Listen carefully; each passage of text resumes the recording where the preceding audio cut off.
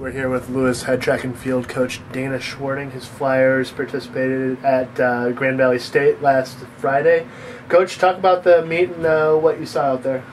Overall, I was pretty pleased with the whole meet. Obviously, the first meet of the year, you never know what to expect. We've been practicing pretty hard since September, kind of gearing up for this meet, so you do expect some big things, but in the end, you have to realize it's the first meet.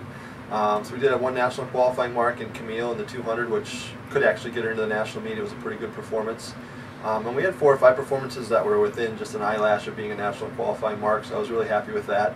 And overall, most of the kids were ahead of their last year's pace for the opening meet, and some of the freshmen got some good experience. So overall, pretty happy with it, and it sets us up pretty well going into the Christmas break and going into the meet this coming weekend with a few of our athletes that are still going to compete before Christmas.